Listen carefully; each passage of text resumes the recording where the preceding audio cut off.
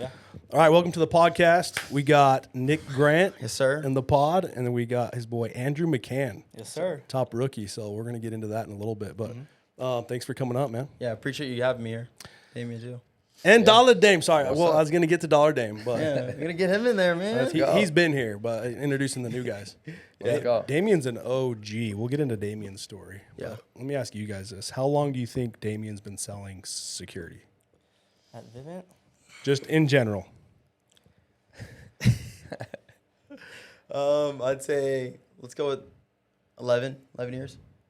What's I your wasn't guess? going to go that long. I know he's a manager, so that means he had to spend some time here. Uh-huh. I'm going to say a little less, 8 to 10. I'm going to say around where Nick's at, 8 to 10. Damien, how long have you been slinging alarms? This is blow our mind. Like 20 years. Damn. Okay, yeah, I was way off. He's Wow, like that's 20 impressive. years. I'm not gonna Yeah. lie. How old are you? 23. So There since you I was- go. Dude, he was knocking doors when you were 3 years old. That's crazy. I was 5. I was in kindergarten. I didn't know anything. Dude, we got OG. some OGs in here. Yeah. So we'll hear Dame's story too. But no, so I'll start with Nick. So Nick, so how did you get into direct sales, door to door? Recruited straight out of high school, 18, by my buddy Billy Miller, right out the gates. He recruited me. Billy the Goat. Yeah, Billy Billy the Goat. Stud. He recruited me. So the story is, let me go back to it. So the story, he recruited me all senior year of high school, all senior year. So we're homies. We're hanging out. He's committed to doing Vivint. This is my senior year. He goes out to Des Moines, Iowa. I think his first year. He does 30-something accounts, made close to probably like $13,000. And I'm 18 years old, fresh out of high school, or in high school still. I'm thinking he's rich. I'm Yeah, like, yeah. 13 grand? Like, dude, you're rich. Right out of high school, yeah. Right out of high school. I'm like, dude, $13,000? Like, dude, I got to ask my mom for $5 to get like 3 hot and spices from McDonald's. You know what I mean? So all senior year of high school, he's recruited me, and I'm going to the Wednesday night meetings. Like, hey, I'm getting free pizza. Like, let's do it. I'm down to get free pizza. Why not? And guys like Scott Brown and Troy Gokrits are handing out $20 bills for like answering questions. And I'm in high school. So the whole entire senior year, I'm just going to these meetings. I'm not even really committed at that point. I'm just going because it's free food. You know what I mean? And then finally, it's probably a month right before graduation. Some crazy stuff happened. I was like, well, looks like I got to go out to summer. And he's like, dude, you should just come out, try it. I'm getting my CNA license my senior year. And the whole entire time I'm getting my CNA license, Billy's like, dude, you're going to be wiping butts for like $15 an hour. He's like, you're wiping butts for $15 an hour. And I'm like, well, and my mom's in my ear. She's like, don't do that job. It's not guaranteed money. Like, you don't know. Vivint could go bankrupt, et cetera, et cetera. And Interesting. Okay. yeah. That's what they all say. How many? Yeah, He just- sounds he just- very familiar for a lot of guys. He just closed me, you know what I mean? Just closed me. He was like, dude, try it for 3 weeks. If you can't make a sell in 3 weeks, like, go home. He's like, I was dude, okay. wiping butts, knocking doors. Yeah. Like, Right? they both suck. Which one do you want to do? I'm Yeah, just he kidding. kind of tricked me in a way. He was like, do you think you can sell one account a week? And I'm 18 with all my ego, like, through the like ceiling. I'm like, yeah, duh. What? He's like, well, if you think you can sell one account a week, like, that's how much you would make wiping butts. Like, and I was like, dude, all right, whatever. So I ended up going out for the summer. Nice. So I'm glad you convinced me. There you go. Yeah. That ended up working out. 100%. How was your rookie year? How many accounts did you end up selling? How much money did you make? So I got out May 28th. Jackson, Mississippi was my first summer. Ended up selling 54 accounts in the summer, Nice. and then 15 extension. So I ended the year with like 69 on the dot. I think I made close to $39,000 or something like that. So what's 18. that? So yeah, I was like 18-year-old kid. Yeah. Yeah. I was geeked. I thought I was rich. Right? I was like, dude, I'm rich. How was so when you got home, how was mom's reaction? Did you end up like, did she kind of ask you, hey, how'd summer go? Yeah, well, the whole summer I'm telling her. Keep her on the loop, yeah. Yeah, I'm the only child. Well, not anymore. I got 3 siblings, but I was the only child for 21 years, so I kept her in the loop. It was with daily everything. with that. She's like, hey, how you Yeah. doing? How you doing? Yeah, and I'm like, yeah, mom, I made $1,000 this week, $1,500 and whatnot. Came back after my rookie year summer.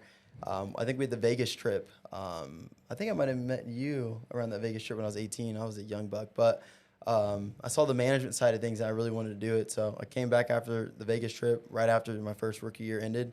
I was like, Mom, I want to do this. I want to be a leader. I want to be a manager. I'm going to make $100,000 at 19 my second year. And she just didn't believe it. You know what I mean? Just no, there's no way. Yeah. You need to be working if you're living under my roof, kind of thing. You gotta have I a was like, regular job. yeah, I was Yeah. like, all right, I see how it is. Yeah. But So then you but you did it anyway. So you went out. Mom's like, all right, whatever. You're Yeah. 18. I can't stop you. yeah, So you went out. How did you end up recruiting? Like building a little squad? yeah. How did your sophomore year go? Sophomore year we went to New Orleans, but I think I recruited close to about 300 accounts, maybe Nice. like 400 accounts, including my personal sales. That's good. Yeah. For- So I just recruit all my buddies that I Yeah. went to high school with. There you go. You know how that goes. They don't Yeah. believe it until you come back and make the money. They're like, hey, Exactly. see how you do first, and then Yeah. we'll come out. Yeah. Show them the check. Exactly. That's what it was. So you showed them the money. So 400 accounts. That's pretty good for a sophomore, Yeah. like first year recruiter Yeah. going out. Yeah. New Orleans, you said? Yeah. It's a dope market. Louisiana's cool fun. area. Yeah. New Orleans is cool. 19, Yeah. like going out and throwing down in New Orleans. I did my first extended there in New Orleans? Louisiana, Baton Rouge, Louisiana. Okay. With Sterling Clark back in the day. Yeah. How was so your first year you sold 69 accounts, made Yeah. about 39,000 ish. Yeah. Next year you go out, build a little squad. You guys produce 400 total. Yeah. What was your personal sales? I think I funded 175 that year. Oh, let's go. Yeah. So That's right, dude. I remember your sophomore year was big. I remember that. yeah. I was- Okay, so you made 39,000 rookie season. Yeah. Come out as a sophomore. You obviously took preseason serious to 100%. to recruit like that many guys. Yeah. You're going through it, getting on blitzes and stuff like that. Yeah. Knocking locally and whatnot too. Showing them some deals Yeah. early on. 100%. What was your income sophomore season? I can't remember exact, but I think it was probably like 130,000. I think. Nope, can't remember, but Just- like 130 just racks. around there, 19. Look. Yeah. That's It's like 130 grand. Yeah, like, A little pound. something. Nothing. Like, it wasn't a ton, but it's like $130,000. Hoping a Maybach. What's crazy though is once you've been doing this for a while, like you kind of do get numb to that 6-figure level. sure. Because a lot of people are like, dude, 6 figures and anything's a lot of money. Yeah. Yep. But you've been doing it for a while, and you're Yeah. like, it kind of becomes a new norm, and then it's like, okay, what's the next level? Yeah. You start making Yeah. 200,000-300,000, and then that kind of feels normal, right? Yeah. But where do you stop? Yeah. Do you ever stop? Never stop. Or is it a rat? Was it a will that just keeps going, dude? It's impressive too when you think about the time span of it all too. Like it's not a full 12 months he'd made that much money. He was working the whole time, but in terms of what he was doing, putting in the hours. Yeah. Yeah, it is true. It is true. In the off season, when you're in leadership, at least if you're gonna progress and hit big numbers, like the off season you're working, but you're not grinding out the doors. Yeah. You're building your squad, hitting the blitzes, showing the new guys money, Yep. training, all that. Yeah. Yeah. Which is cool. So you have a lot of freedom. What do you do in your free time? Dude, what do I do in my free time? I go to the gym. That's funny you bring that up because I've been thinking in the last year, what do I have as hobbies? What's for myself? Yeah. Dude, I'm like a workaholic, man. Yeah. I just You do this for fun. yeah, I do this. Which is Yeah, kinda I just- cool. Yeah, I do this. This is my hobby, being on a podcast. Yeah, go. there you go. Natural, dude. I need to get some glasses like that. Yeah, they're actually not real. I'm Yeah. just joking. No, they're They're prescription. Might make me look smarter if I throw smarter some on the doors glasses when you're on. not There in you go. Like, That's all this my guy's guys very say. educated. I should trust him. That's what all my guys say. Yeah. They're like, "Are you just wearing those because they make you look smarter?" I'm like, no, dude, I really They're need the prescription. glasses. Yeah, That's cool. So you smashed it your sophomore season, and then now you're how many years in now? this is gonna be my 8th summer. So I think 7 years, 7.5 years. Let's go. Yeah, You've been I'm here getting that old. long? Yeah, I'm getting old. It's crazy, bro. I didn't realize you've been here for that long. Yeah, And how's it been so far? it's been pretty good. I'm glad I got convinced, obviously, by Billy to do the job. It's been a blessing for sure. I've been able to learn a lot. And I feel like at my age, 25, I've learned a ton of things that other guys or girls my age or didn't get to learn until now. Oh, You know for what I mean? sure. Yeah. Because So- you're 25 25. now. Yeah. There you go. 25-year-old kid, dude, and you have essentially running your own company, right? You've got how many reps you have that work with your group? So I think I've never been a person I'd look at all the numbers. You know what I mean? I'm kind of bad at that. Trying to be but humble over here. Come I on would- now. You, I would you can say- say the number. I would say probably under my whole entire umbrella, maybe 70 people, 60 people, Yeah, it's fire. 70. Yeah. There you go. About 70 guys working with your group. Yeah. And you're 25 years old, and you've learned how to manage emotions, manage people, perform at a high level, all that stuff. Yeah. And like you said, where else do you get that type of experience other than what we do? Yeah. It's crazy. You're like a marriage counselor. You're a Yeah. sales manager, Therapist. therapist. Yeah. Jeez, all financial the hats. advisor. Yeah. Yeah, You're that's like, a bro, big you one. got to get this NFT, dog. I'm telling Yeah. you. Buy Personal all trainer. NFTs. He's Personal been trying to buy my trainer, BMW off me for like the last month, man. Yeah. There you go. I'm I'm like trying to telling him that's not a upgrade. good financial decision. No, it's bro. not. Yeah, It's yeah. not. Drive the Camry. No, he has a BMW. Oh, you do. Oh, you do yeah. have one. I just like, I like nice things, man. And Hey. I have a nice car, but Dude, there's a nicer one. So We all do. We it all just like nice motivates stuff. me. Yeah. Yeah. But while we're on that note, while we're giving advice, because you're a rookie now, so Yeah. us old Right. dogs have been here for a minute, Yeah. Right. dude. Hold on to that money, man.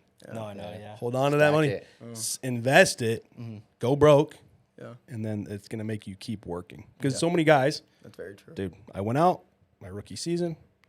Luckily, I had my stepdad's in real estate. Yeah. He builds big neighborhoods, developer. So I bought a condo after my rookie season, Solid. 14 summers ago. Yeah, age me there. Right. But yeah, I bought a condo my rookie season. Bought it for 150 grand. Yeah. And ended up selling it like 2 years later. Bought another house. But I've made some stupid financial decisions Yeah. in this job. Just all have. terrible, bro. I bought a side by side, like a not like a 4-wheeler, but like a Like a slingshot? Can-Am? slingshot. like like a Can-Ams? Can-Am. No, like you up in the mountains, a side by side. Yeah, Okay. like Can-Am, something like that. Oh yeah, like a razor or whatever. Yeah. Bro, Kind of thing. this is the thing. Right after backends hit, do not go look at stuff like that No, I bet. because the money's in the account. Yeah. And the sales guys, they're sales guys. Yeah. Bro, he took me on a ride. It's me and my wife. We were newly married too. no. Yeah. Oh god. This is after my third summer. I just had got the Jeep and got lifted and stuff, right? And we're driving by this place, and she's like, "Hey, let's just go look. Like, let's just go." I've always just wanted to like see what those look like. Yeah. Bro. I go in. This guy takes us on this track in the back. He's like, "Hey, get in," and bro, he takes us on this track and he floors it. And we're whipping around these dirt like corners, and we go off this ledge. gosh. And I thought I was gonna die. I was like, "We're dead. He just killed The me." suspense. And the suspension of the thing, we just floated. I was like, I got to get one of these. This is Yeah. insane. Adrenaline rush. Bro, yeah, it was insane. I was like, oh my gosh. That was like, I felt like I was going to die, but it was like such a smooth ride. Yeah. And so I was like, justifying it in my head. Yeah. Somehow I freaking bought one. Dumb. It's like 20 grand. Crashes it. Used it 4 20 times. grand. And I'm like, yeah, I just had like a good year. And he's like, hey, so we're, what's your social? We're going to, we're going to run your credit to make payments. I'm like, no, I'm just paying cash.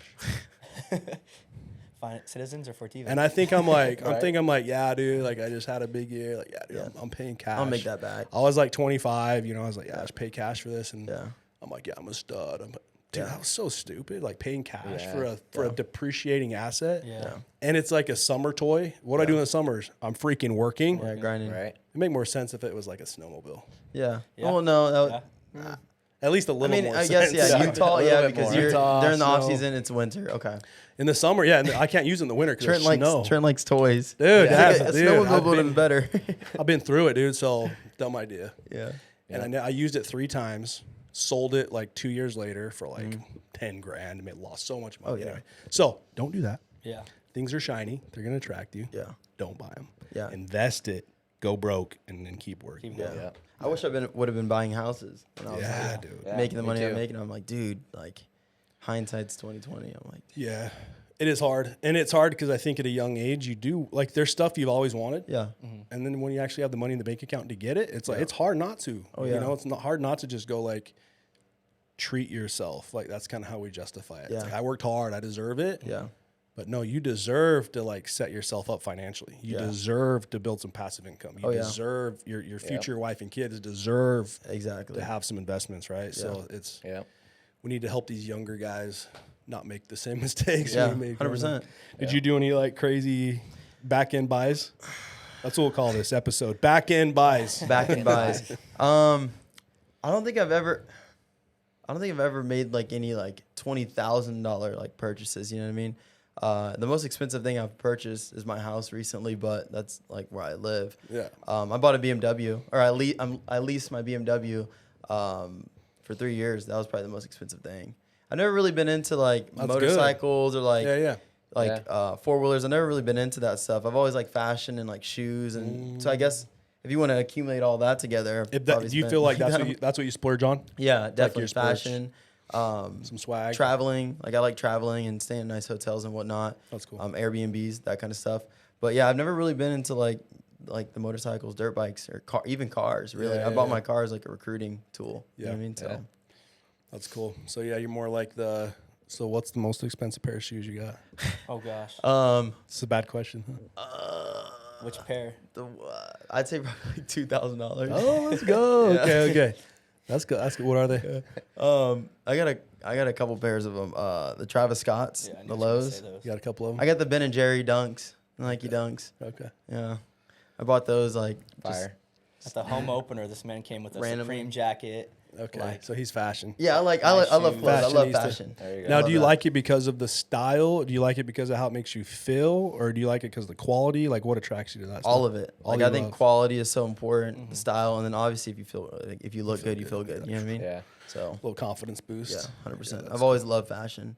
Yeah. I was gonna do that before I got into that was my goal after school. I wanted to go to fashion school. Oh, LA, I think FITM. It's Really? called. Yeah. But that was way too expensive. I couldn't afford that. Yeah. Yeah, no. But then you were gonna do the CNA stuff too. Well, I did that just like my mom made me do that. She's like, "Hey, this is safe Yeah, route. yeah, this medical." is $15 an hour, medical, because everybody in my family's medical field. So Okay. I was just like, all right, cool. She paid for it. It was a 3-week course, $15 an hour. I was like, why not? Yeah. Yeah. But nope. Now you're slinging dills. Now I'm selling alarms. Build And building changing therapists. lives. Changing lives. Yeah. Why are you looking at me when you're saying being a therapist? It's like Nothing. being a Nothing. therapist. I'm not Andrew's therapist. I'm just. No. I'm a therapist, marriage counselor. Like, All that's, rookies need a little therapy after this job. Oh yeah. That's true. Yeah. No, I'm not 100%. gonna lie. There's some times where I went to Nick and I was like, dude, You're like, save me, bro. just like, what's this day? Like, give me a new area, right? Days Yeah. like that. And Yeah. then him just telling me to stick it on out and then finding those deals in that area when I just wanted to maybe give up on it because I just, didn't push through hard enough. And then you got one. You're like, Yeah. okay. Yeah. He knows what he's talking about. Every Yeah. time I asked him to get me a new area, and then I swear, I think every time I got a deal or two in that same hood, and then he'd be like, I told you so. And I knew when I was getting picked up, the first thing he was going to say was, I told you so. And he did it every You time. knew it. You knew it. Every time. It always happens like that. Yeah. There's this guy on our team, Chad. Every time he'll text me, this hood sucks. And I know after I get that text, within an hour, he gets a deal. And he does every time. It's like I have So no I just choice. don't even respond. I'm like, Right. I know he's going to get a deal in like Yeah. an hour. Yeah. Yeah, Don't you even got- text him back. you just got to funny. sit in there. That's cool. So, Andrew, how did you get into sales? Yeah, so sales in general, my dad was always in sales growing up. And so he had his own small family-owned business called Charlie Rose Baseball. It's a baseball, softball store out in nice. San Jose. But when he first started out, he was a sales rep. So he'd go across the Midwest. He's from Nebraska originally and would kind of just sell baseball equipment. And so his dream was to open his own store. Long story short, he ended up building up out to actually to 12 stores. So he was doing pretty well. And then he married my mom, and then things came to be, and then stopped for a little while, and then things just didn't go the way we wanted them to. And then he kind of just always taught me growing up, like, sales. Like, the way he, would pay me when I would be in his store was through stocks. Like, he'd give me, like, money for stocks, and then I could use some money to, like, save. That's cool. And so that always helped me a lot, and that kind of set me up more financially going into, like, where I'm at now, just knowing how to spend my money, not, Right. wasting it all. And so him just kind of giving me those one-liners, those pointers has always helped me. And then I also attribute a lot of it to my mom, because my mom has that personality that I think is great for sales, like that outgoing self, being quick-witted and super caring. Like, she's always a caring woman. Yeah. So that's why, for me, having those two together, I think has helped me a lot. That's Because cool. being on the doors, I have a sales background. I mean, it's a lot different selling in a store, air-conditioned. Oh, yeah. People coming in. People into the store Yeah. versus going to knock someone's door that you've never met before, who is not interested necessarily before you meet them. So it was cool. I had a little bit going into it, but other than that, I mean, I worked some in construction. I worked in a gym for a little while, and then I also worked valet, and that's what kind of led me into Vivint, which is kind of funny. One of my buddies who got recruited valeted Nick's car, actually. No way. and, Well, the BMW? No, it was a Jeep. Okay. And so it was a whole different valet service. So we were both good friends, but he just was a whole different area. Yeah. Valeted Nick's car, and he just sparked conversation because he had, like, nice headphones. Isn't that what The it was? AirPod Maxes. The AirPod Maxes. And he had the Supreme jacket. He had the Travis Scott's Probably. on. Yeah, he did. He's They're all like, yo, what's this kid doing? Yeah. Exactly. And so he just sparked a conversation with Nick, and you know how Nick is. He's just an outgoing guy, and was talking with him and kind of talked to Connor, and he kind of just was thinking about it for a little while, and then went on a couple, not blitzes, but days out knocking. Yeah, he knocked with me a couple days. Shadowed a couple days. And then he actually ghosted Nick for, what, 4 or 5 months? No, he ghosted me for probably like, I'd say maybe like a month and a half. Oh, I thought it was longer. Maybe than like that. 2 Okay. months actually. Okay, it was a little while. And then he ended up telling my roommate in college about it, my buddy Ryan. And all I remember is Ryan coming, like, he's like, hey, I'm going to go try this out. He came back with the biggest smile, so happy. And then Nick, you know, being the recruiter he is, gave him a bunch of gear, just like before he even knocked. Like, this, like hats like this, like all really cool, unique stuff. And I was like, dude, that hat's sick. Like, I want to meet Nick. I want to meet this guy. And then probably a couple of weeks went by. I go to the office and meet him. I'm like, okay, it's cool. I'm gonna be honest, I had no idea. Like, I expected some like 35-year-old dude who was just like, you know, manager status, all this kind of stuff. And here's Nick at 25, like where he's at, you know, and how he's been providing for everything. You're like, wait a minute. I'm like, okay, this is actually realistic. Yeah. And long story short, went out and ended up starting doing it. But I only had one sale coming into the summer. Really? And my first sale canceled, actually. Dude. So bless every rookie whose Right? first sale cancels. Yeah. Oh Most my of them don't gosh. survive. Yeah. I remember... What'd you think? You're like, well, he was just in the driveway. I'll never forget it. And he was like fixing up his truck or something like that. And Nick pulls up with like all the rest of the 5 guys there as I'm closing up the sale. I'm like, oh God, like Nick, I'm closing it, man. It's going good. And then I take a picture with him and everything. Yeah. And so I took a picture with him. And then like a week goes by and it was a one-legger. His wife wasn't home. And the next thing you know, he actually never even got it installed. Like we just kept getting scheduled out. so it never actually like got installed. I just had to amp him up, you know what I mean? Yeah. Like, dude, he closed it all by himself too. Yeah. So Nick pulled up with the 5 guys and saw you close it up. Yeah, so Nick pulled up with the 5 guys who are all out there, who are all like also my college buddies, and a couple guys from U of A came down as well. And I closed it out, and he's like, "Oh, get a picture, man. It's your first sale." Yeah. And I was trying to act like it wasn't my first sale, right? Because I was like, "Yeah, I've been doing this for a little while." To the guy, Trying to like make him feel a little better about signing up. like signing a whole system. And he was cool though with everything. And I took the picture, and I'll never forget it. I was in like class, like 3 or 4 days afterwards, and I get a text from him in the middle of class. He's like, "Hey man, I don't think it's gonna work out." And I'm like, no, I'm not letting my first deal cancel. It's like quiet. Everyone's just sitting there. I just stand up out of the class and I go to like the outside part of the building and I call him up. Didn't pick up. I'm like, all right, well this is. I kept bugging him a couple days and then after about a week I just let it go. But it was pretty cool. But my first actual paycheck with Vivint was an upgrade. And a good story about that is Nick was in the front office with about the 5 of my buddies as well, and Billy Miller, who's obviously famous on the podcast as well, and I was all geeked up. I'm like, yeah, I have a fire callback I'm going to today. And he goes, oh, really? I'm like, yeah, it's going to be a big upgrade. And I'm like, it's an upgrade for a callback. And I get there, and Nick was with me there as well. And we go through it, and I was all hyped up because it was basically one EFP, which for doing an upgrade, that's a lot. It was like basically $4,000 worth of equipment. So for those who don't know, it'd be like the same commission as a full sale, but you're upgrading a current customer. Exactly. And the cool thing with that, I was like, okay, we're all good. And then we go to sign docs, and something wasn't loading. And I was mad because I was like, okay, callback. I wanted to like show that I can actually do this. And then it didn't go through. We called in sales support, everything. And, things happen. And then so the next day we go back, and we actually, I think, added more to the package. So I'm happy it didn't close. And so it worked out pretty well. And I was just really happy to see that I could, do it. Be actually to knock a door, even though it was a softer door, obviously, because it was a Vivint customer, that helps. But to kind of walk through the steps and help them out, that was huge. You had that confidence. You're like, okay, I can make money doing this. Yeah.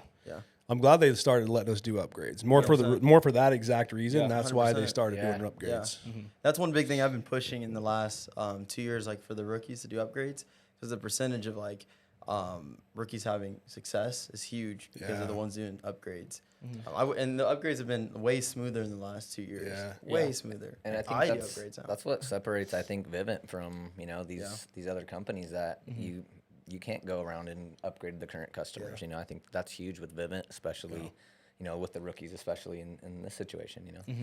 It's cool they made that huge possibility because they had to obviously on the back end with all the software they had to do a bunch of work to make it to where that was a thing. So that's cool. So now, your rookie summer's over. You just finished your rookie season, and you're at how many customers have you signed up? I think FP I'm around 66, but my EFP is about 85.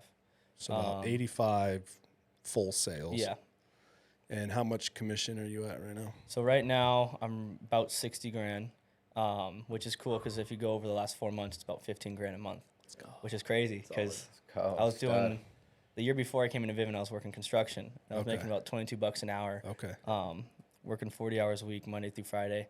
And I broke it down where I think I was getting paid basically about, I think the math was out like $850, which is crazy because now in a week, yeah, $850 a week.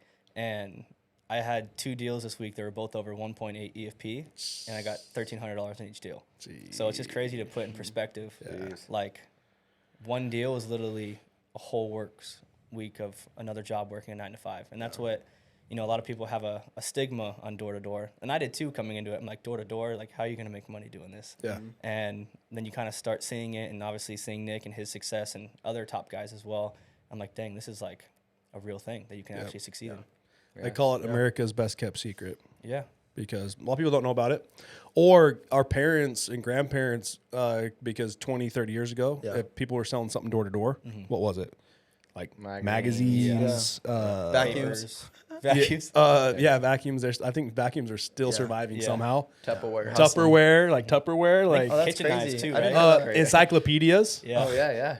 Encyclopedias, bro. Yeah. Like, I don't know if you know what that is. I do. Yeah, I still do. I do. Now we got Google, right? But Yeah. like an actual like encyclopedia funny. book, you sell that door to door. That's Yeah, crazy, right? That's wild. And you got to think the commission on that, like you're selling a Tupperware set for $50, and Yeah. like company Yeah. pays you $10. Yeah. So what our parents and grandparents, like their perspective of a door knocker is like bottom feeder, no money. Yeah, right? 100%. Yeah. But now we're selling big ticket items. Yeah. Yeah. Door to door. We're selling $40,000 solar panel set, right? It's crazy. And you're making a couple $1,000s per customer. That's insane. Yeah. And then for security too, you know, you're making $1,000 per customer.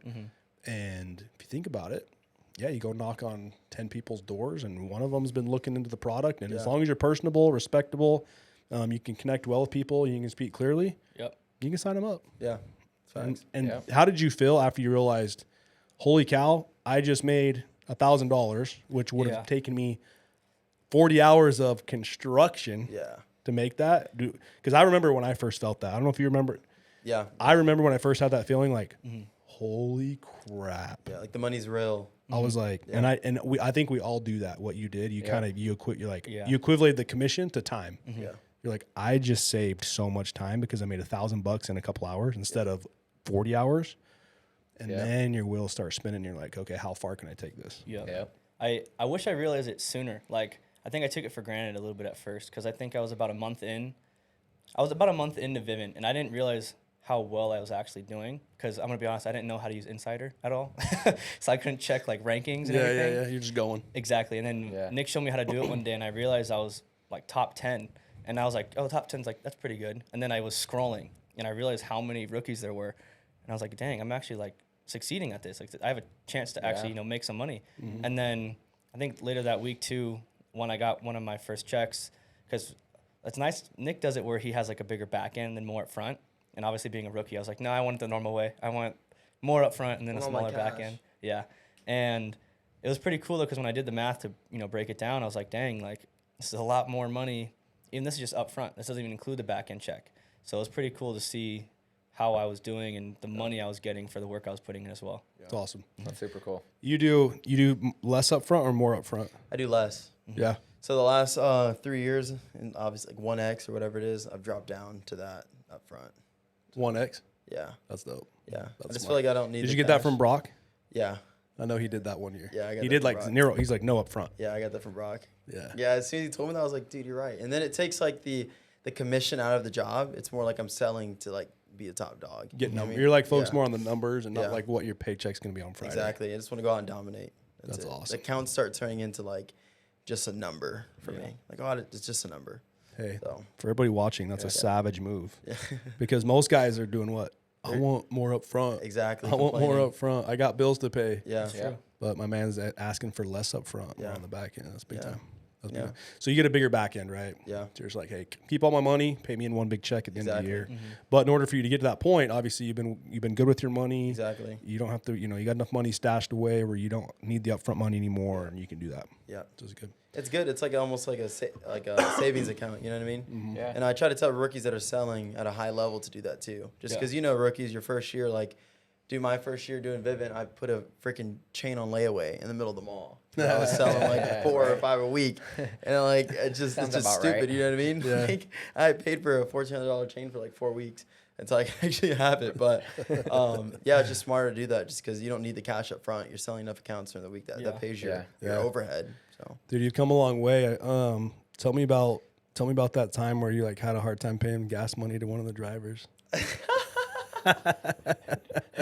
that's hilarious. I don't think I ever heard this story. That's hilarious. Billy had to tell you that. That's for sure. That's funny. So my rookie year, that's hilarious.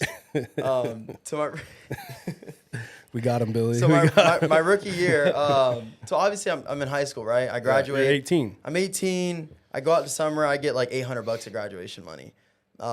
That's all. That's it. My mom's like, she's not trying to like support this. You know what I mean? So I go at $800. I'm like, okay, I need to make this last in order to like feed myself. So we're probably about a month in. Like I stretched $800 like for a month. Yeah.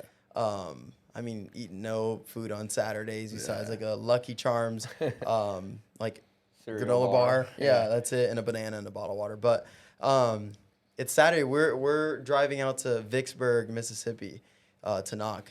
We're driving like an hour away from our apartments, and at this time I'm not selling. You know what I mean? I think I sold 5 my first month, and Billy was a car group leader. That's funny, but they were like, like you guys need to pitch in $5 for gas money. And I'm like, dude, like, one of my homies, I'm like, his name's Andrew, but I'm like, dude, I'm not paying $5 for gas. Like, you guys are selling every week. Like, I haven't sold nothing at all. Like, I'm not giving you $5, like, at all. And, like, we almost fought outside the van, the minivan with 8 of our homies in it. And I was like, dude, I'm not paying you guys $5. I have $105 in my name. I'm not paying you nothing. Yeah. You're like, I either eat or pay this full like gas money. like, if you want this $5, we gotta fight for it. Like you gotta take this $5 from me. Like that's how it was, bro. Come a long way, bro. You come a long way, man. A long way, bro. That's awesome. So you go from that, and then if you don't mind me asking, like, what's been your best financial year so far? I think my best financial year is probably close to 450. I think That's crazy. 450,000. That's so awesome. Yeah. So You go from freaking go from can't pay gas to Yeah. freaking $500,000, dude. fighting for $5. Yeah, dude. Like you're not taking this $5, but yeah, So cool. definitely blessed. So It is so cool, man. Yeah, and obviously it comes with a ton of hard work. And, Yeah. Oh, yeah. and the focus, I think, like to get to your level, like where your group's doing 2,500 accounts, right? Mm-hmm. To get to your level, it requires you got to be a dog. Yeah. You gotta be disciplined. You gotta be willing to work. Yeah. You gotta perform in the preseason. Yeah. You gotta recruit. Like it's a special skill set that I think a lot of people can get to, but it does take some development. Yeah. It takes some push. Yeah. Especially with the recruiting side of it, because we don't get compensated for recruiting until the end of the year. Yeah. So all year you're recruiting, Yeah. you're training, you're losing guys, you're developing guys, and you don't see any of that until end of the season. exactly. So some guys are just feeling like, holy cow, I'm doing so much work, especially your first year managing. Yeah, It's tough. 100%. It is tough. That's why, that's one of the reasons I love this job is because you can recruit somebody, bring them on, and teach them a skill that's gonna feed them and their family and whoever else for the rest of their life. You know what I mean? Yeah. And, seeing Andrew, that's why I brought him here. I'm like, dude, the money's great, and that's kind of a byproduct of this job. You know what I mean? The money, that's cool, that's great, but being able to help Andrew, go out and make 60 grand in 15 weeks, 16 weeks you've been out here. Basically 4 months. That's awesome. That's crazy, and that's to see him sell, and it's crazy once you start managing. You guys know, you see your rookie selling. I don't even get excited about me selling. No. I'm like, oh, okay, I sold 3 today. But you sold 3 today. I'm like, dude, bro, how does it feel? Yeah, jumping up and down. I'm trying to live through how does that feel for you again? You know what I mean? Yeah. So, but yeah, it is a tough skill set to learn, but I enjoy it. It's fun. Yeah. It's fun. And we're paid well to do it. Yeah. And there's no cap, right? I mean, you can make it as big as you want. Dollar Dame, dude. Let's get What's to up, Damien, what's up? dude. Damien's a Let's talk about stud. Damien, man. Dude, I love Damien's story because it's so unique, and dude, you've just been in the game for so long. You're a seasoned vet, dude. So what year did you start selling? So I started selling for ADT in 2001. 2021. No, 2001. 2001. 2001. Yeah. Wow. Right after Y2K. Yeah. Before smartphones. Yeah. Before computers. On the Nokia. Right. On the Nokia, dude. You just Before Street Genie. We had it was the Nextel chirp. It was like you had to it was like a walkie-talkies to like the reps and stuff. It was When you had a call back, you're like, hey, just page me. If you guys want this, yeah, just page me. That's what I was thinking. Wow. He's Page all me. Beep, beep. Hold on. Beep, beep. Customer's calling. I got my no phones were just cell phones were just starting to get super popular right at that time. That's wild. Pretty crazy. That's So tell these guys how you used to, because when I started, it was kind of the same thing, but how did you used to map off areas for guys? Oh man, we used to print it. We used to go on like a map, like take like a map and like make copies of it. Oh wow. And take like highlighters and make it to where we'd say kind of don't go outside these lines. You know? Yeah. And we'd literally go in there in the morning, before everybody would get there, before the meeting and stuff. Print off, go in there, make the copies. So you had a full map like this, Oh yeah, like a big map, wild. and you're like drawing out areas That's Yeah. wild. and then copying them and Yep. having them their papers. Yep. Like literally, like in the van, like all right, here. Yeah. this Like is don't yours. knock the houses on Elm Street. Like, Yeah. like, Every Yeah. day was roaming mode. Yeah, for sure. Pretty much. Yep. Yeah, there was no Street Genie, right? You just did everything on paper. Yeah. Like Yeah. you keep write down the street name and the house numbers and. Yeah, we used to walk around with three ring binders with clear inserts with like the different stuff. It's Pictures crazy how of these guys everything. now I get feel like that iPads and videos. kind of changed and- like my rookie year because people still had the 3-ring binders in 2016 when I started, and then now it's like I just use an iPad. Yeah. I don't even use a Slick or anything now. So. Yeah. Yeah, I think that started to like Vivint kind of changed that with like the Oh, whole yeah. like iPads and Oh, yeah. Street Genie and stuff like that. Oh yeah. We I had came into and we have business. guys now just selling with a phone, not even an iPad. I got guys Yeah. walking around with an iPhone and they're just selling through that. Dude, my rookie year, I it's slept on the crazy. couch all summer, and I sold an iPhone 6 the whole summer. That's crazy. Yeah, I was getting out the mud, Wow. man. The mud, bro. That's so Not, the rookies now at Vivint are I knew he was gonna say spoiled. I know. I They're got lucky. spoiled. Imagine having Snoop Dogg, Utah Dude. Jazz Arena back in Imagine the having day. Oh tile. my gosh. Just Tile tiled. that Like- commercials, yeah. Like, crazy. like then I was like, don't look at Better Business Bureau. All right, we had no Forbes or man. nothing. So. We're like, yeah, we're showing them pictures. I remember the pitch back in the day was, and I'm curious how it was when you started. But when I started, it was we were switching security systems from, because back in the day, all the old alarm systems were ran through their home phone line. That was like the line of communication was through the home phone. Yep. And then we would tell people like, hey, if someone wants to break in, they go to the side of your house, Yeah. they cut your phone line, and then they bypass your system. So we got to get you on cellular. So we Cell were selling backup, people on yeah. the cellular systems. And so that was like, Yep. hey, we got to get you off the phone line. You're going to cancel your phone line anyway because you got cell phones now, right? And it was just Yeah. like this transition. Yeah. Yep. So it's crazy to come from that. What was like the main pitch with you guys? Just mainly crime, security. Yeah, it was basically getting, and then a lot of it was just like you said when I was getting into it was the whole like getting them off of like a standard landline to get them cell backup and stuff like that. You don't The see that landline anymore. was- You don't see that anymore. Landlines. Everything's cell. No. Yeah. Yeah, That's no. all. It's weird when you ask like some people, like you'll ask them like, this is your cell phone. They're like, yeah, like what Yeah. else? You know, it's What like, I else? don't sometimes, and it's weird because I kind of show off my age sometimes when I ask that Yeah. because people are like, what do you mean? Like that's the only thing we've ever Yeah. had. This you isn't know? your home Yeah. phone line? Yeah. It's like, like it's kind of weird to kind of Having a home phone with like yeah, a it's pretty cable funny. cord on it. So funny. And how long were you at the Blue Company? I was at Blue Company for 15 years. 15. Yeah, 15 years. It's a long time. That's awesome. Yeah. And a little different. How was your guys' program? Like, what would you do? So we ran a van program where it was like we got dropped off in a neighborhood. We would drop guys off in a neighborhood, and they would spend. We dropped them off 2 people in the same neighborhood. So it was like one guy across the street from the other, and they would work a neighborhood. A few hundred houses in one day. Just Yeah, and just we would get whatever we could get out of it. Sometimes we'd move guys sometimes the same night. Like we'd drop them off at 2:00 and at 6:30 and he'd be like, "Man, can I get some new hood's hood?" burnt, dude. I burned through it. 4 hours. and we were like, and we didn't think anything of it. Like that was normal. We were like, "All right, yeah, let me get you some other hood." Yeah. And then getting to Vivint, that definitely changed a little bit Like, of no, you work that whole thing, man. yeah. Yeah, it's we're pretty here for crazy. 20 weeks. Yeah. You're staying in there, bro. Yeah, it's pretty funny. pretty Gotta make it different. last. Did Definitely you different. so you would drive the van and you'd just drop guys off and they'd go?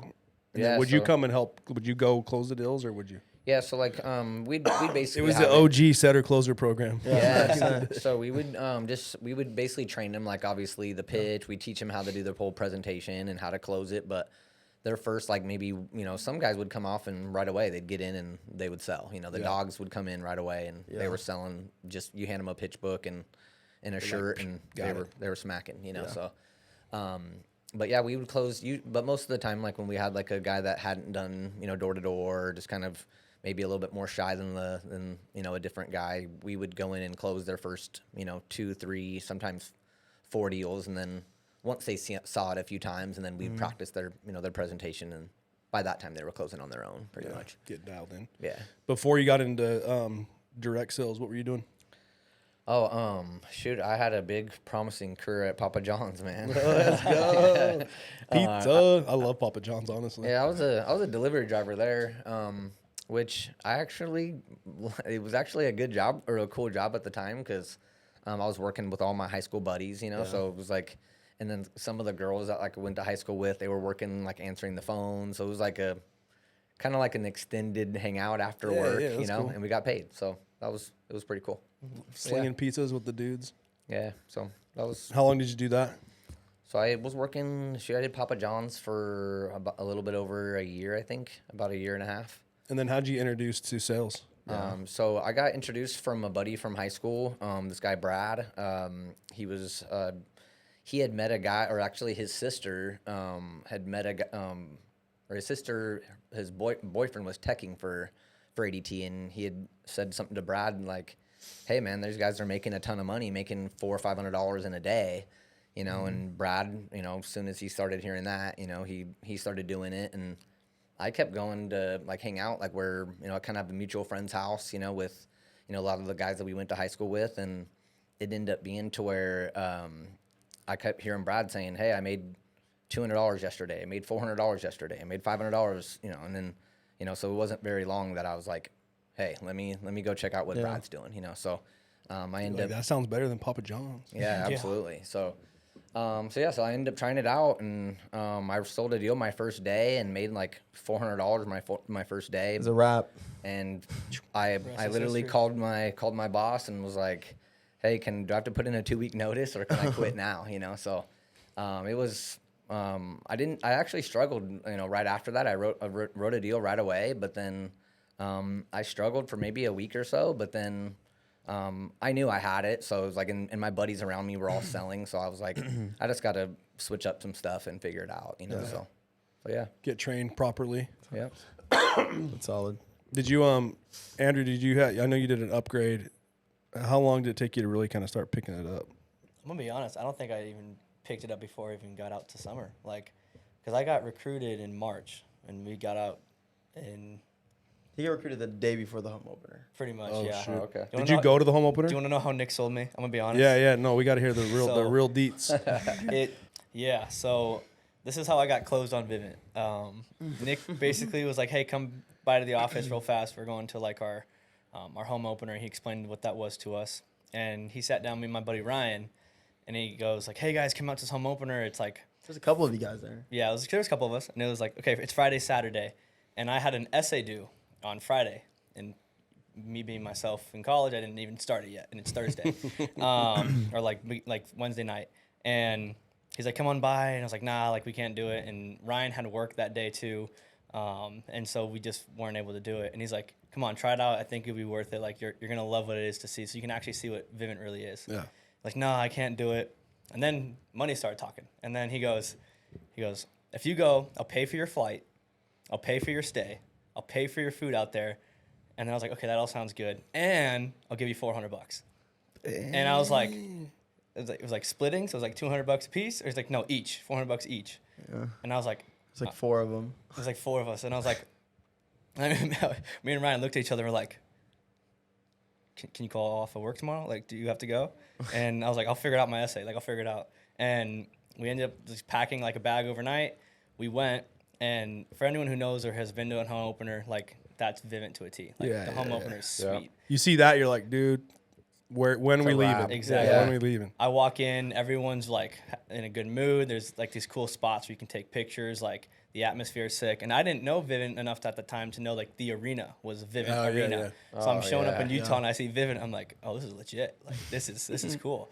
We walk in and you know how they go, all the sweet gear they give us and cool clothes and all that.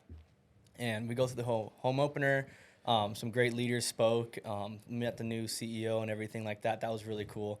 And we really got to see a little bit of Utah because I've never been there as well. And just like talking with everyone, different experiences, how long they've been a part of Vivint.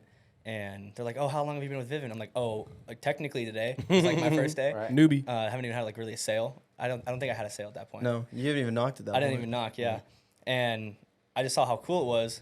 And then I'm like, it's like 10 o'clock at night. And I'm like, oh, shoot, I have a paper I have to write. So I ended up staying up all night for like 2.5 hours. And it's like me, Nick, and my buddies sharing a room. I'm just locked in writing an essay. I ended up getting an A on that essay, by the way. Let's go. So that was fire. And then basically went to bed at like 3, woke up at like 7. Yeah. And then we finished the rest of the day for Vivint. And it was just really cool to see everyone's experience of like where they've been so far with Vivint, as well as like the cup. Like we learned about all the competitions. And that's what kind of hooked me too, because I played sports growing up. So having that competitive background, like I didn't want to just have a job. Like I needed some like competition with it. And I think the coolest thing too, which also kind of sold me, was the fact that Nick was on Dream Team. Like they were doing that, celebration from the year before. And they're all up And there. you're like, that's my boy. I'm like, my oh, that's boy." Nick. I have a video. I'm like, that's my manager. We're all going crazy. Loudest section out there. Hell yeah. That's awesome. And so it's cool to see all those guys, right, from like the red and the blue teams and what they were able to do. And then also just, I think, all the speakers that spoke, like Caden, Cade, I think, spoke as well, and some other guys. And, there's talks were just inspiring. I was like, these guys aren't that much older than me. So, like, yeah, they have more experience, but if I have the experience that they have, I can do the same, if not even more, depending on what I do. Yeah. So it was pretty cool to see. And then just the whole atmosphere.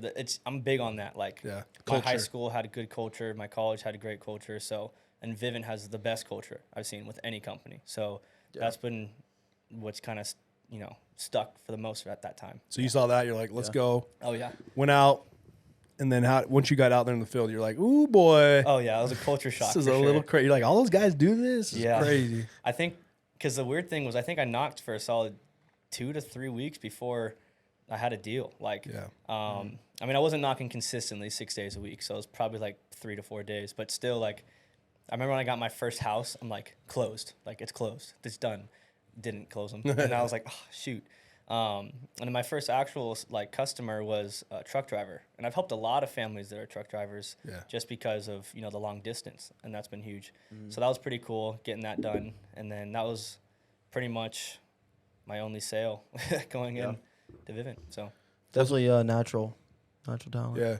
Well, you said you have a sports background, and so competing for you, it's like you grew up competing, and then now you find a job where you can take that same competitive drive and implement it into work and make money. exactly. So you're like, it doesn't even feel like work sometimes because you're like, dude, you're out here just battling with guys. Like, It's I with true. the boys grinding it out, like having a good time. Yeah, it's like a sports team.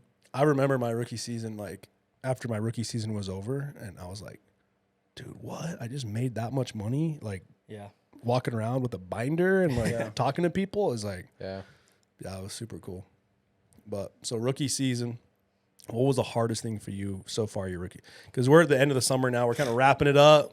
This is good. What's the hardest thing for you? I think the hardest thing for me, I've gotten extremely better at it, but it was cancellations, which is funny because I think on the whole summer I've had 6, like not a really big amount. Not terrible. No, and Nick always put in my ear, like, if people are canceling, like, that means you're closing people that maybe aren't easy to be canceled. Like, it's not necessarily something you're doing wrong. It's just more so, they're harder sales. Right. And so for me, it was just kind of getting over that mental block of, because when you're working, like, with our meetings in the morning at 10, 11, and you're working till 9, and then, we'll go to the gym in the morning, and then I'm like, okay, here's my time where, like, I get a couple hours to just, get prepped for the day. And then I got customers who are like, hey, this, that, and the other. I'm like, oh, I'm kind of like, wait till 11, wait till I get started.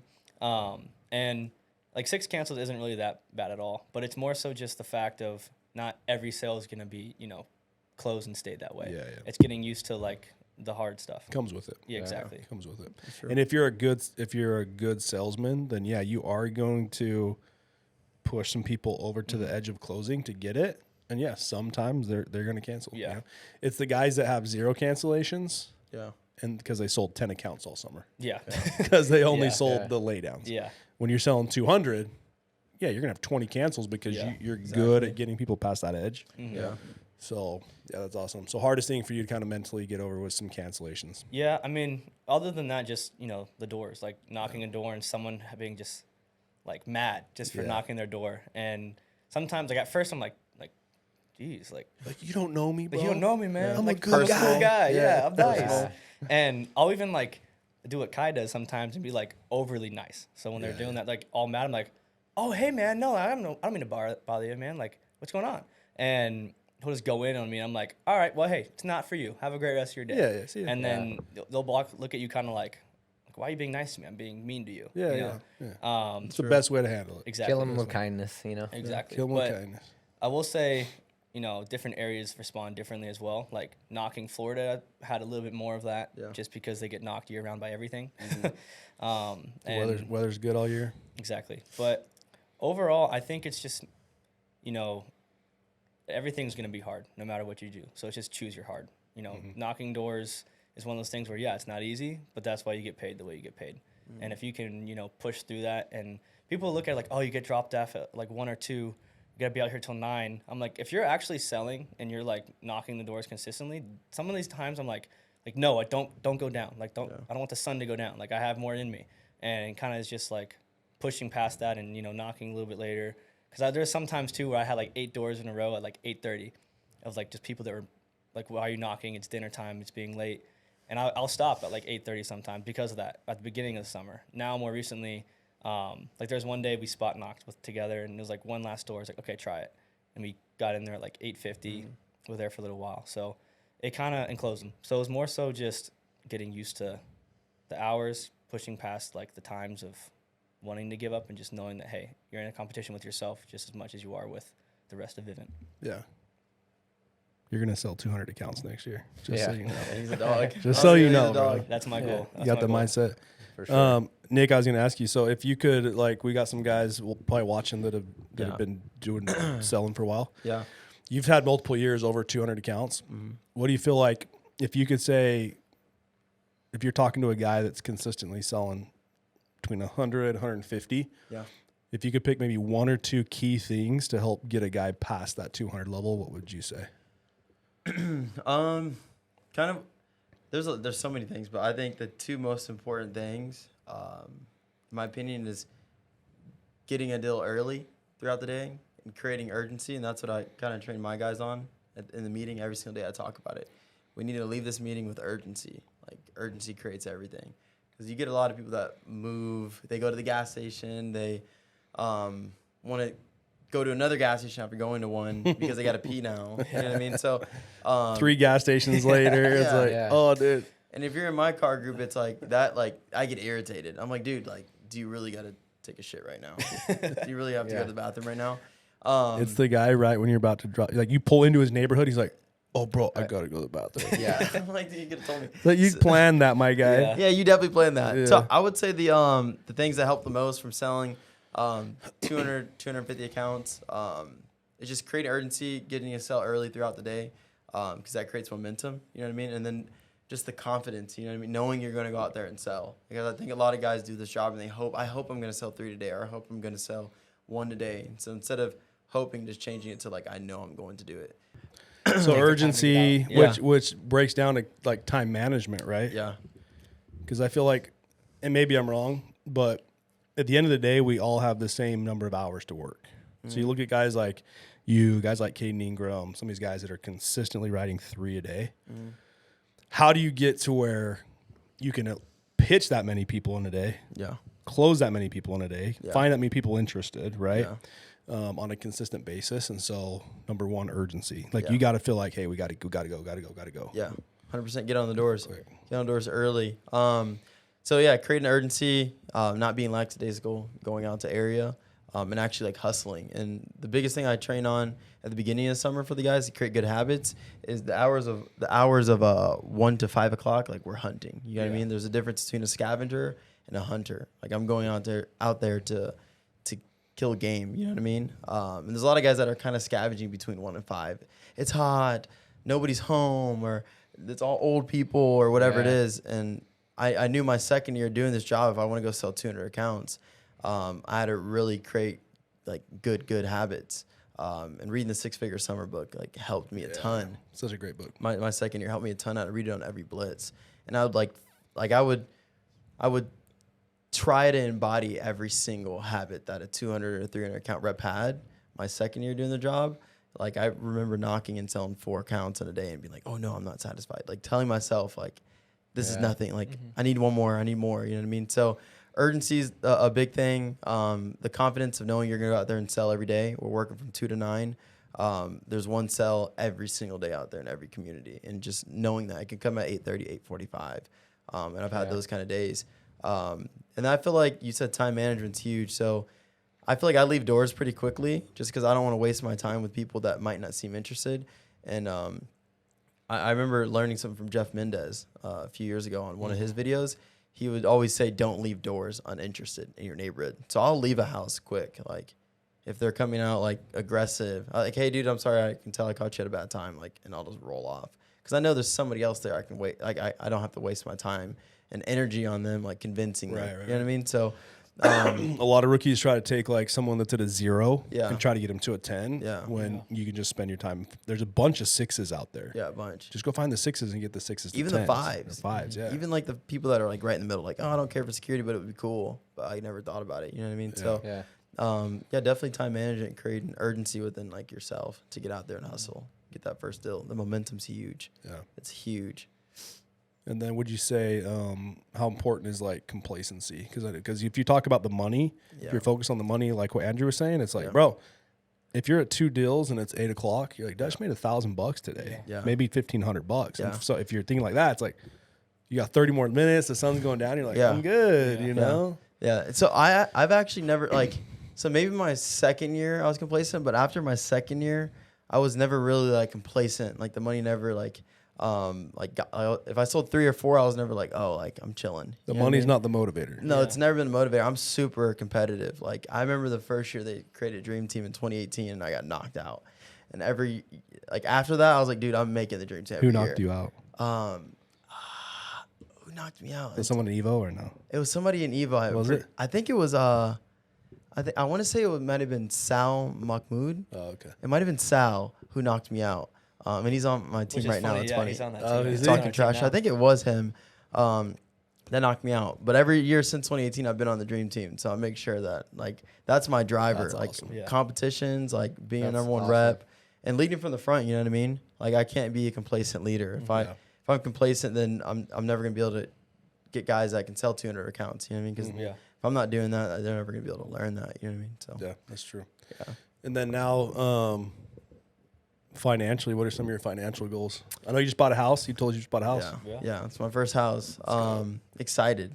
I'm excited to get back home and congrats. be hanging out in the crib. But so that's crazy because I write in my journal every day like my top 10 like goals. But I think my number one goal for this year, well, for the rest of this year, is to try to create another avenue of income. So passive income on the side.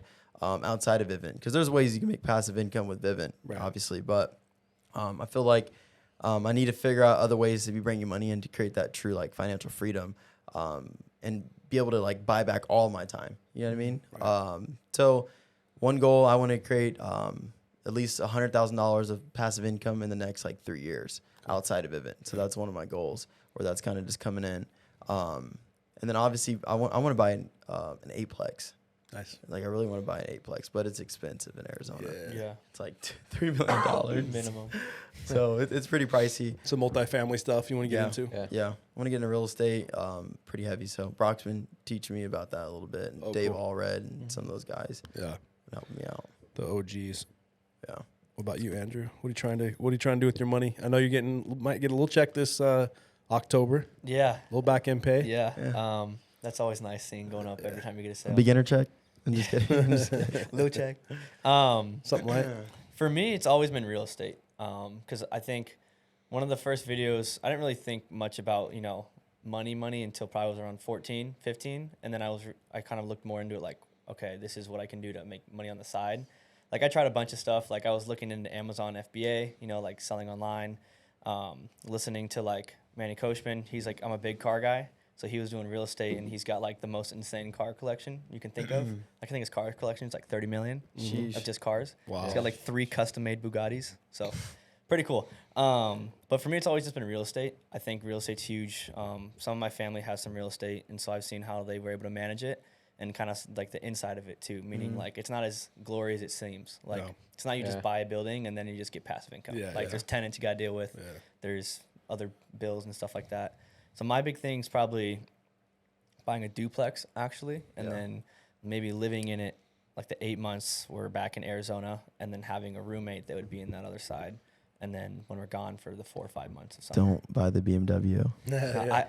Down payment on the duplex. There was just one day where I had a good day. House hack. And then I looked at everything like, oh, I could actually do this. He keeps trying to buy my BMW off me. I'm like, no, bro. I'm giving it back to it's BMW. Nice. It's like it's an M5. It's a really nice car. Yeah. I'm like thinking like, okay, if I sell my car, I can put this much down and do this. But no, I'm not gonna do that. I'm not. Have your passive income from your duplex pay your M5. Exactly. I'm not gonna do anything crazy for probably at least 3 years, and that'd be the smart thing to do. Like my big thing now is I'll go to Outback or Texas Roadhouse on Saturday nights or one night, right? There you go. And I'll have myself a nice dinner, like $30-$40. Get a nice little steak. Exactly. Other than that, I mean, it's just spending money on gas stations for energy drinks, but it adds up. It does add up. It adds up. I was looking into that. It's actually more than I thought it would be. You're like, I'm paying $300 a month for energy drinks. We one in the doors. One thing I learned from, I think Bodie Gardner said this a while back. He said, if you can, do not spend your back end money. Yeah. He said your back end money should be your nest egg, your investment money. He's like, you should be good enough with your money management to live off your upfront pay. And if you commit to not spending your back end money on anything other than investing, then it's going to force you to go get preseason accounts. Yeah. So you use your preseason money to pay for your bills. And then obviously you crank in the summer. And he's like, the most successfully financial guys at Vivint that really like achieved real financial freedom within 4 or 5 year period were guys that were lived below their means. They didn't get caught up on the lifestyle creep where you make more money and so you get a bigger car, you get a bigger house. And so they kept a lifestyle freeze. They kept their lifestyle the same as their income went up. And he just said they didn't spend their back end money. And 4 or 5 years later, you got a couple properties. And that's my advice because we're kind of at the end of the summer now. Guys are going to start getting back end pay. Don't spend your back end money. Go on some blitzes, make some preseason deals, and pay your bills. Don't use your back end money to pay your bills. 100%. I was talking to some of our buddies in the office, and because that's the one cool thing that I think I'm most happy with this summer, coming into the summer, was I had 4 to 5 of my closest buddies come out to a new job that we all tried together. Like we all have different, avenues of where we're at currently, but we're pushing each other and knowing that, we're all able to do this job. It helps a lot. And it's also cool too because we all have the same goals financially, the same goals of like life goals, and so it's kind of just nice to know not to use your back end, right, and just invest it in either stocks or in, real estate or other avenues as well. That's great. Yeah. How many of your buddies survived? Were you the last one?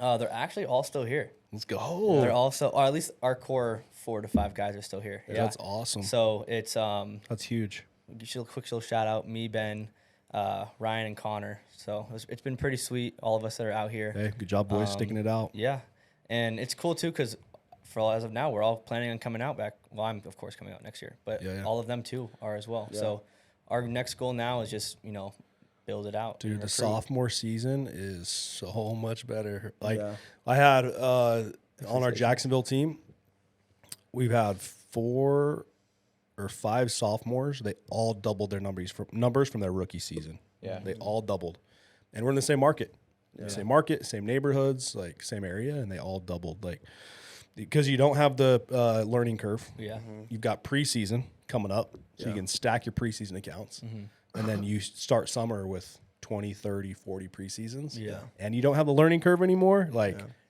you're You gone. know the expectations too. Yeah, you know what to expect. You know what you didn't do right, and Yeah. you know what to change. Like, there's just the sophomore season is just so good. Yeah. Yeah. I remember I was so pumped after my rookie year because I was like, "Holy cow! What can I do my sophomore season? Because Yeah. now I know how to do it." Yeah. I was Yeah. like, "Let's go!" Yeah, I that's how couldn't it wait. We were talking about that on the way up here. We're just hanging out. And we're like, this next year, wherever we're at, it's gonna be huge. Yeah. It's gonna be Like, crazy. we're gonna go off. But yeah, my goal is 200 next year. I'm trying to finish by the end of extension over 100 because then you get paid at 120 for Yeah. all your accounts. So that that's paid why that's well. my goal right now. So do as much of that as I can. That's awesome. Yeah. I wanted to ask Dame and Nick about some management stuff. But Damien, what do you feel is like the hardest part about managing sales groups? I'd probably say just the time, how much time you spend on just kind of, managing the different guys when it comes to just areas and, just like Nick talked about a little bit, you're, the psychiatrist, you're the, you're wearing, I think just you're wearing a lot of hats. I think it's just how much time is kind of spent, kind of, managing guys and stuff like that. I feel like, I think, and how much time was being spent, And a lot of times too, you spend the time training them and they don't pan out.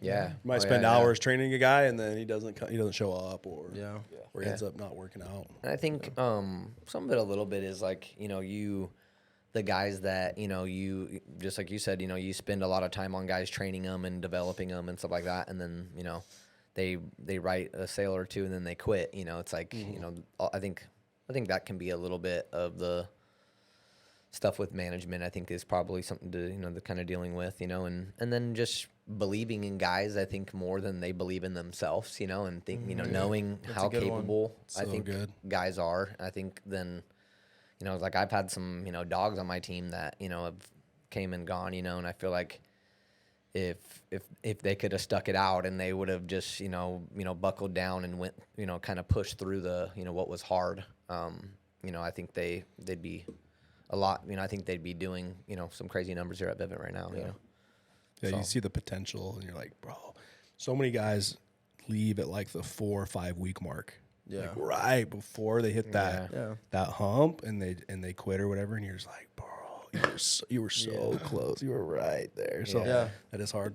I think sometimes we want them to be more. Sometimes we want them to be successful more than they want to be successful too. Sometimes.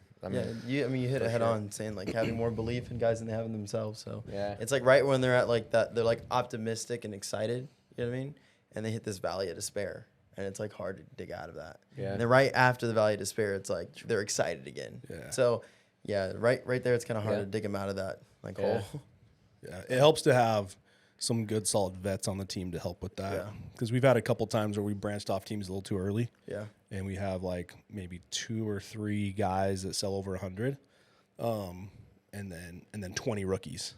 Yeah. But because it's majority rookies, when these rookies hit this first month of the learning curve, and you have an apartment full of rookies, holy cow, bro! Because they all just come home and just complain, and it just festers and feeds. Yeah. And then all of a sudden one day that whole apartment disappeared in the middle of the night. Yeah. Took a flight home, So you got to make sure you got a good core group of guys. I think the balance, honestly, from what Jason Newby said, was 50-50 balance.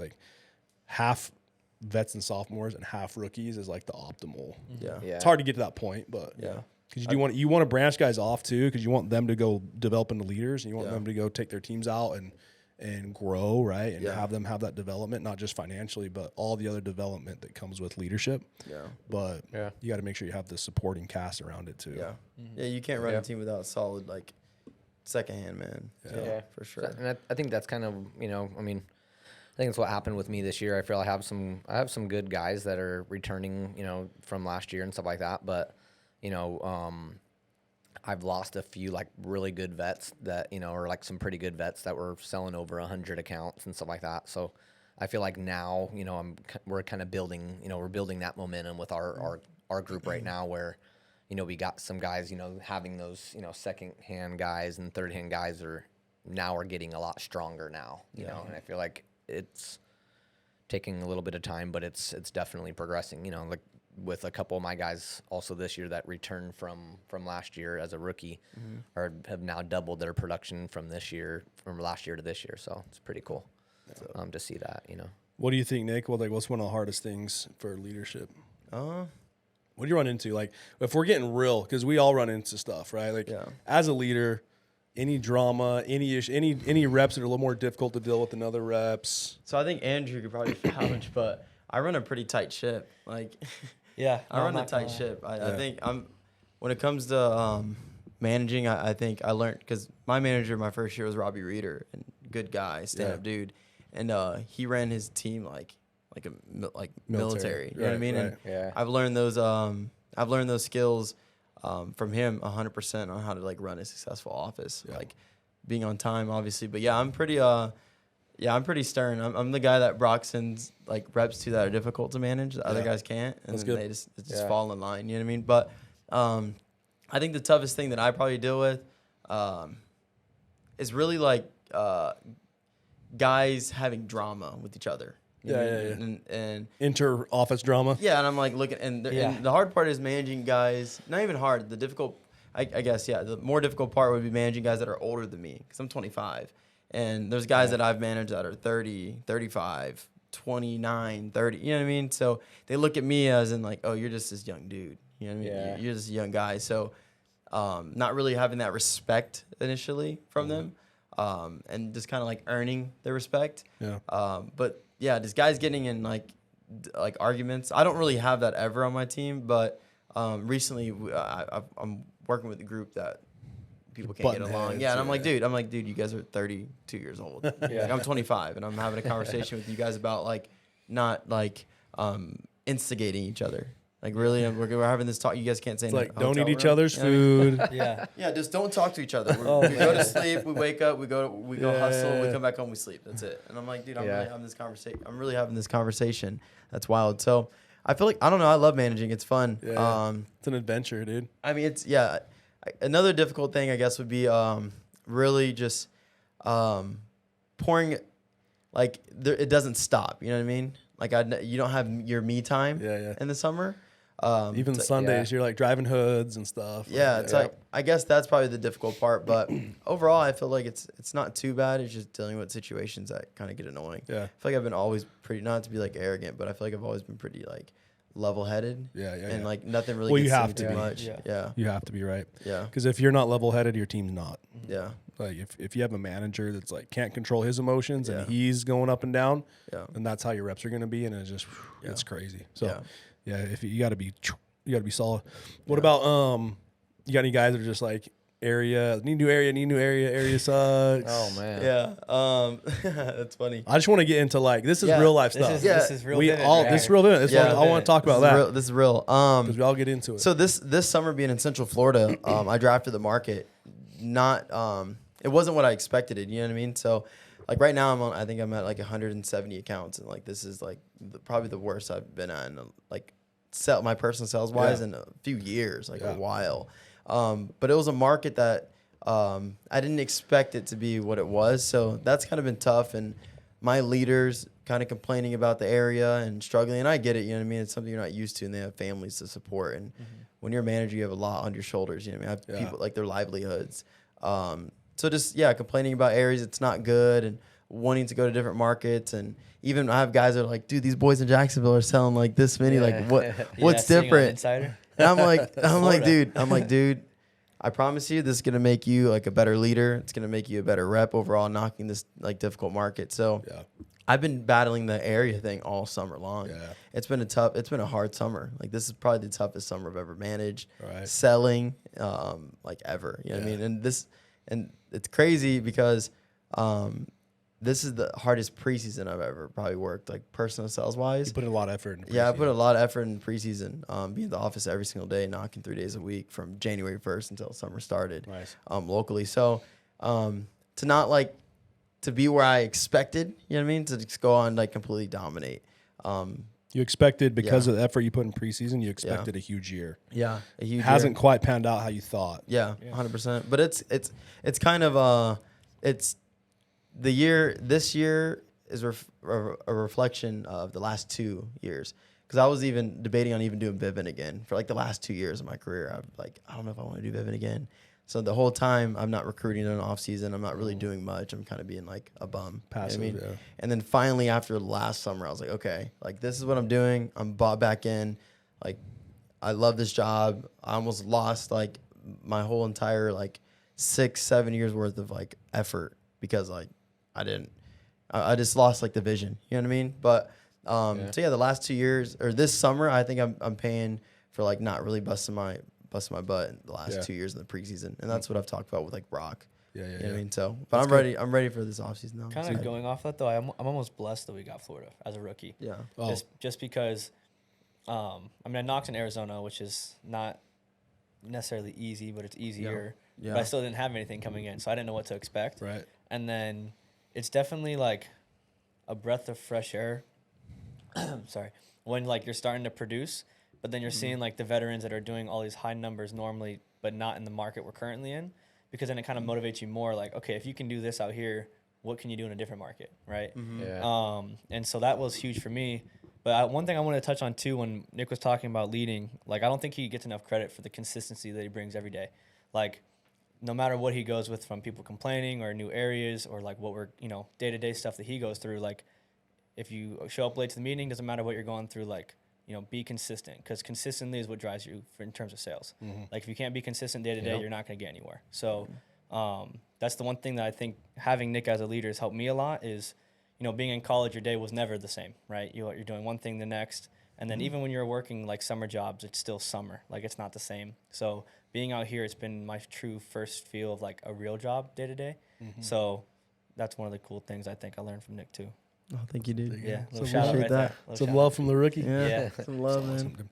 It is cool, and as you get into leadership, that's one of the best things is the impact we get to have on guys. Yeah. And the life lessons that we get to teach them, because we were taught and mentored by the guys that we were trained from. And so having guys like you come in and top rookies, dude, it makes you get that fire back. You're like, dude, I love this. Exactly. I want to help spread this. I want to help change other people's lives. And even if it's not at Vivint, right? If you have a guy come in here for a summer and he goes through the program and he struggles and he pushes and he finishes, if he doesn't want to come back his sophomore year, hopefully at least you gain enough experience and knowledge here that it's going to help you in whatever else you're doing. And 99% of the time, that's the case. If they worked, 100%. they're going to go home with some awesome value that they would have got. No, I agree. Yeah. I think you go. leadership, you know what I mean? I think that's huge. And pushing through adversity. You know what I mean? I feel like there's a lot of people that don't have that mindset to push through obstacles. And I feel like that's something that I can help other guys with, because no matter the obstacle or whatever it is, like if it's a rainy day, there's always gonna be the sun on the other side.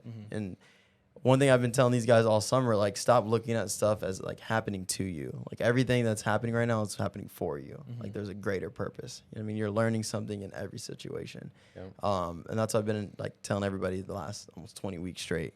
Like, hey, look, we're in this market, but I promise you we're gonna be in a different area next summer. We're gonna go out and just completely dominate it. Like straight up just dominate, and understanding like this is happening for you and not to you. So just helping people with that. Especially leaders. There's a lot of first year managers out there that probably like struggled this year, running their team their first year. And I think the biggest advice that I can give people whenever you're running your own office is like, you have to be like militant, 100%. Like you got to be, because if you have any type, if there's any type of like people in your office that don't respect you, like stuff goes south very quickly. You know what I mean? Like, and I think that's huge. Like you can't be a friend with somebody all summer long. Yeah. Like, hey, I'm your boss. And I hate calling myself a boss. I never call myself a boss, but like, hey, look, I'm here. I'm your manager. Like I'm here to help you. So I'm going to always tell you advice that's going to help you with work. Like when we're not in work, we can talk outside of that, but you got to be like, you can't be unwavering with like the stuff you say as a manager. Yeah. And I then think kind that's of huge. building off that, the one thing I was going to say was the grind for the last, 6 weeks we have left to summer is hitting pay scales. Like I think that's really huge. People don't realize that, if you go out and sell, hitting Mexico and trips like that you can still reach, or making it where, okay, maybe you're at 40 accounts. You're like, okay, maybe that's not where I want to be at for the whole summer. You go sell 60. Now you're going to go get paid on those 60 accounts, on that 80 account mark, Like, and that's a lot of extra money back in your pocket that maybe you weren't thinking about, going into it. Like, oh, it's just a couple more weeks, nothing's going to change. But we broke it down. Nick and Billy did a training about the whole breakdown of like extension and like numbers and like what you can make off of it. Because at this point in the summer, like, you should know what the job is. Like, you've been doing it now for 4 to 5 months. There's definitely things you can improve upon, but it's like just grinding out what you've done so far and just don't waste any door. Like, make sure every door I see is like a family I could help protect, but also that I could help, myself financially. And that's how you have to look at it. Like, you can't knock a door and be like, oh, it's just not for me. Like, they're not home 3 times in a row. Because Nick got on me of that too, good amount of time. Like, I'd knock the door 3 times. I'm like, yeah, they're just not for Vivint. Like, they're just not interested. It's not interesting. And then The universe is telling me they're just not interested. And then I'd go back maybe one more time, and there's been a couple times where you end up selling them. So it's just being consistent and staying in your area, I guess, is my biggest thing I need to learn on too. Is, we're in only areas for so long, but You wanna milk 'em. Squeeze as much out of it as you can. Yeah. I think it's huge to, make sure, like, I think a big thing for people out there too is like making sure, like, when your managers are telling you stuff and you're, and everybody around you is the programs are in place for a reason. And, there's reasons why there's guys, going door to door, making $450,000 in a year, because they have a program that they're following and they're disciplined to it, So I think, like, if you're going to do something, there's always, every job that you have out there is going to be hard. It's like, if you might as well get into a job that you can make, crazy money if you're going to do something hard. So I think sometimes, choose where, pick your, poison as far as where you want to, where you're going to go and put in some hard work, because, some industries aren't paying what it pays over here, So I think that's huge. And don't complain about the results you didn't get from the work you didn't do. Yeah. Absolutely. 100%. It's a bar. Going into backends, dude. That's my favorite backend quote, dude. Yeah. Yeah. Guys love it. Cool. That's a wrap. Appreciate you guys. Yeah. Of course, thank you for having us, Boom. dude. Awesome. Good time. Excited. See you on the next one. Let's go. Yeah, I'd definitely